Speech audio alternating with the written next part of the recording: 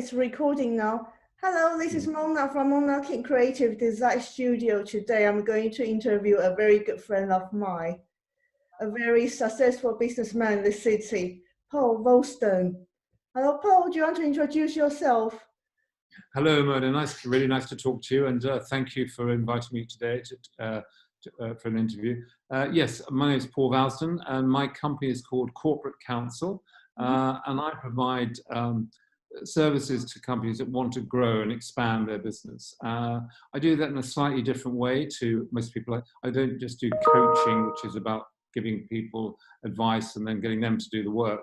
I actually go in and actually do projects for people to make sure that it drives their business forward. So for short periods of time, I can go in and handle anything from financial matters to sales and marketing to getting new systems in place. So they just move forward rather than just actually sitting back and waiting for things to happen.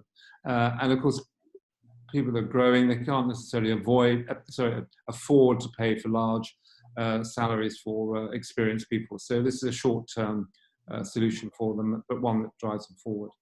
I also run for SME owners a thing called the Alpha Group, which meets once a month. I have two groups going at the moment, one in London, in Holborn, and also one out in Kent, in Sittingbourne.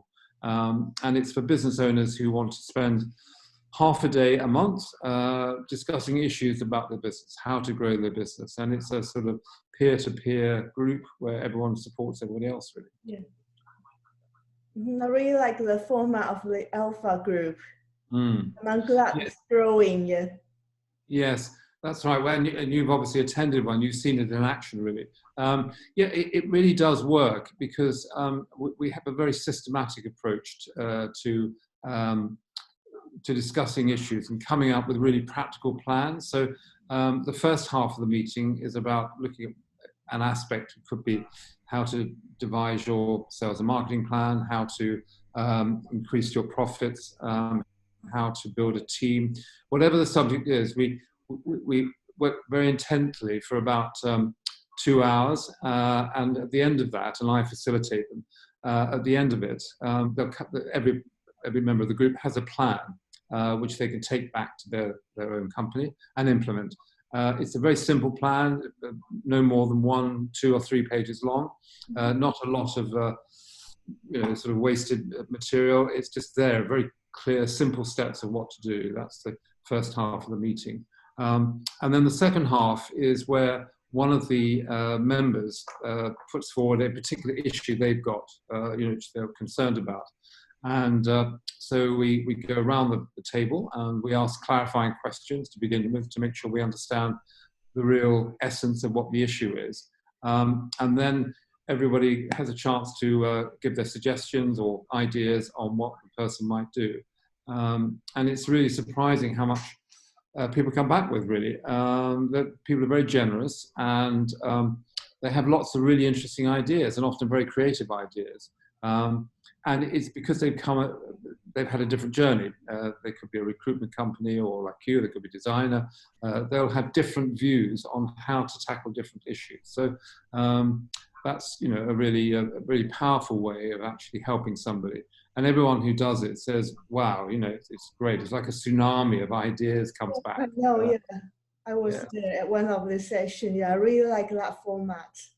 Yes, good. I feel like everyone is so helpful and engaging.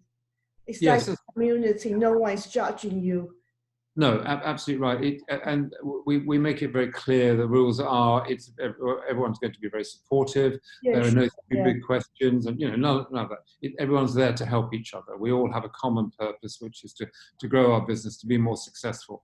And over time, you find that people really, if they become members or stay members, they get very close to each other. They go off and see each other for lunch, or they work with each other, they give business to each other. So it really does work. It's a sort of a way of actually having a group around you. As if you had, like having your own company, a group of directors, if you like, or fellow partners. Yeah. So how you differentiate with BNI? Well, BNI, I think, is very good for what it does. It tends to be, from my experience, BNI is very much focused on trades, plumbers, carpenters, and accountants and solicitors and so forth. And that's absolutely fine. And they tend to be, not always, they tend to be quite small, very small businesses.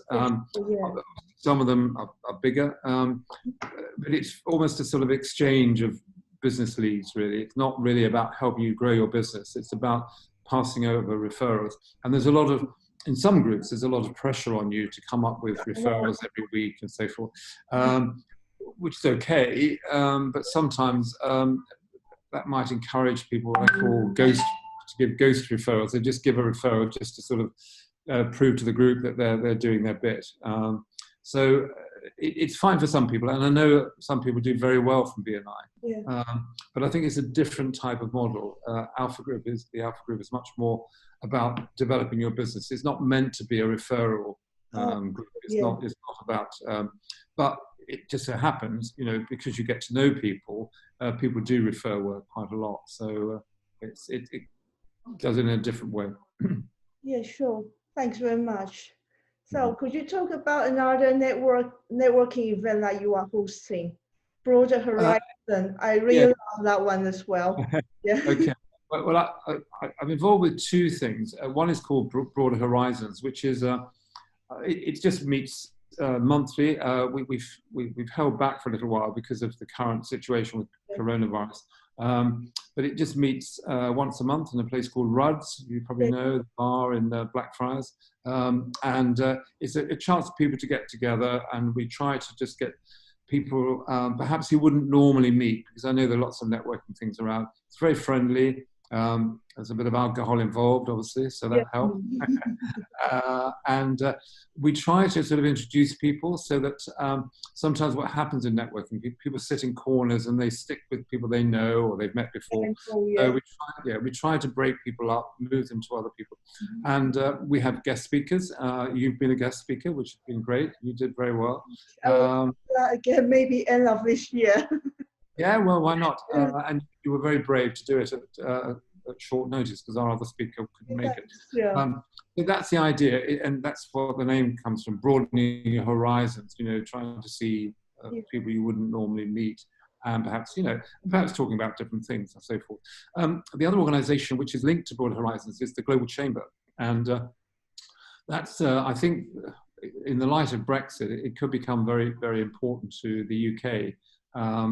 Obviously, we're all, completely preoccupied with coronavirus at the moment, so people are not perhaps exporting as much as they could or would like to. But the Global Chamber is a very practical organisation which has there are over 500 chapters, or they call them metros. It's an American idea, and they're all over the world. They're in North America, South America, they're in Asia, they're in all of Europe, they're in Russia, all sorts of different places. And it's in each of these large cities where they're based mostly, they have groups of SMEs who are interested in importing and exporting. So, if you want to export, I don't know, China dogs to whatever, to Kuala Lumpur or something, where do you start? Or I don't know, windows or painting, whatever you happen to be manufacturing or doing, or it could be software. Where do you start if you've never been into that market? And it's quite expensive to go through a big distributor. So somebody there through the chamber will know somebody in the market you're trying to target who can help you. So that's it's very sort of global connection service. But also they have education. They give advice about how to export, how to do documentation and so forth. New markets are opening up and so on and so forth. So it's a great, and I think once we get over the coronavirus, people will start to think about exporting more. Yeah, sure. Yeah, thanks very much. Also, may I have another question? It's about my industry. Because I noticed that when the economy is not great, businesses, they usually sacrifice the funding for marketing and design or the creative services first. So do you have any suggestions for people who are in the marketing or creative sector like me? Well, I would suggest, I know what you mean. People do tend to cut back on marketing, but I think also you've got to remember they all have to survive and they need sales. And the only way to get sales is to actually go out there and market it. Yeah, sure. And that's through being clever, being creative. So I think any business that cuts out its marketing is actually being very foolish, because they won't survive. So you have to persuade them to say, look, now is the time to go out and be heard, because otherwise you'll be forgotten. And there'll be somebody else out there who is advertising. You'll find that companies that succeed are the ones that carry on marketing and advertising. There was a very famous research project done quite a few years ago by Cadbury's, who, there was a big recession. I can't remember exactly when it was. Maybe it's 2008. And most advertisers pulled back with their national advertising, but they didn't. They increased it. And as a result, when they came through after the recession, they had increased their market share significantly. So it does work, because people still buy. Okay, they buy less, but they still buy. So you've got to increase your market share. So I think just tell people they'd be very foolish, because if you lose market share, you may not get it back again, because people have gone to a competitor. So yes, I know. Yeah. Okay, thanks very much for your view. Okay. So good luck for the Alpha Group, Global Chamber, and also your own business. Okay, thanks very much. Okay, yeah. And you, yeah, thank you very much. And you, Mona, I'd love to talk to you. And yeah, hopefully I'll see you again in London soon, but okay. I'm sure you're looking after your cats. Hope your cats don't get coronavirus. I'm sure they won't. I'd rather myself get it. Oh, no. The cat is my life. Okay, thanks. Take care. Lovely to talk to you. Bye-bye. Thank you. Bye-bye.